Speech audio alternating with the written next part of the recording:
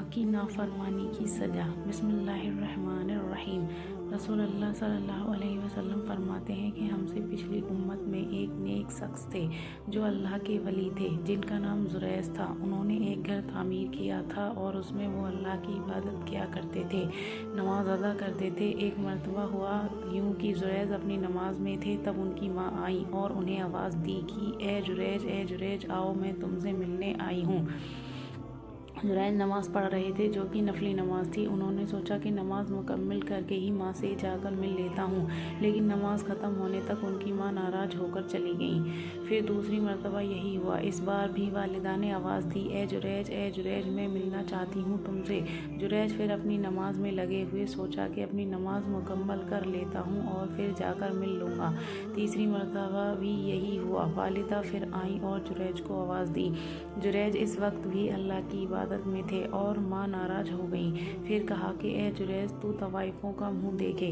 ایسی بد دعا دے کر وہاں سے چلی گئیں۔ آگے آپ صلی اللہ علیہ وسلم فرماتے ہیں، زریج کی جو قابلیت تھی، ان کی جو عبادت تھی، اس سے لوگ جلتے تھے اور لوگ ویسے ہی زریج پر الزام لگانا چاہتے تھے۔ لہٰذا قوم کے فسادی پسند لوگوں نے ایک منصوبہ بنایا۔ انہوں نے ایک بری ویشیا عورت کو تیار کیا جو لوگوں سے منہ کالا کرتی تھی۔ اس عورت نے زریج کے گھر کے باہر ایک چرواہا تھا، اس سے اپنا منہ کالا کیا، جس سے اس کو حمل ٹھہر گیا اور اس سے ایک اولاد ہوئی جو زنا کی تھی۔ جب اس کو ایک اولاد ہوئی تو عورت نے لوگوں سے کہا کہ یہ اولاد زریج کی ہے۔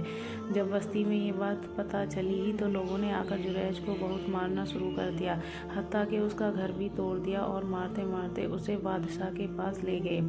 جب وہاں پہنچے تو زریج نے کہا کہ بتاؤ تو صحیح، کیوں مارتے ہو؟ لوگوں نے کہا کہ تمہاری ایک اولاد ہے، تم نے منہ کالا کیا ہے کسی عورت کے ساتھ۔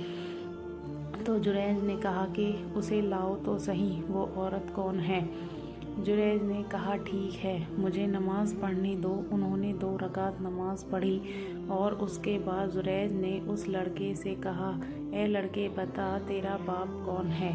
اللہ رب العزت نے اس لڑکے کو زبان دی اور اس نے کہا کہ میرا باپ وہ چرواہا ہے۔ اس ننھے بچے کے بول سن کر لوگوں کو بڑی شرمندگی محسوس ہوئی۔ اس چرواہے کو سزا دی گئی اور لوگوں نے کہا کہ اے زریج، چاہو تو تمہارا گھر ہم واپس بنا دیتے ہیں، وہ بھی سونے کا۔ زریج نے کہا کہ نہیں، سونے کا نہیں، مجھے جیسا تھا ویسا ہی بنا کر دے دو۔ اس سے ہمیں یہ سبق ملتا ہے کہ ایک ولی کے حق میں بھی ماں اگر بد دعا کر دے تو اللہ قبول کر لیتا ہے، کیونکہ اللہ کے پاس ان کا بہت اونچا مقام ہے۔ یہ دعا دے تو قبول، بد دعا دے تو قبول، چاہے آپ کی شخصیت کچھ بھی رہے۔ سبحان اللہ۔ دوسرا سبق یہ ملتا ہے کہ ایک معمولی سی غلطی جو زریج سے ہوئی، اس کا اتنا بھاری نقصان انہیں ہوا کہ اللہ رب العزت نے اتنی بڑی آزمائش میں ڈال دیا۔ یہ ان کی بالکل معمولی سی غلطی تھی۔ اللہ رحم کرے، ایسی غلطی تو ہم میں سے کون نہیں کرتا۔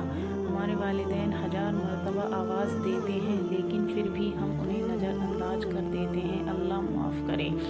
اس واقعے سے تیسرا سبق ہمیں یہ ملتا ہے، وہ یہ ہے نفل عبادت سے زیادہ والدین کی خدمت کو بڑھاوا دینا چاہیے۔ انشاءاللہ العزیز اللہ تعالی ہمیں اپنے والدین کا فرمانبردار بنائے، ہمیں کہنے سننے سے زیادہ عمل کرنے کی توفیق عطا فرمائے۔ آمین، اللہم آمین۔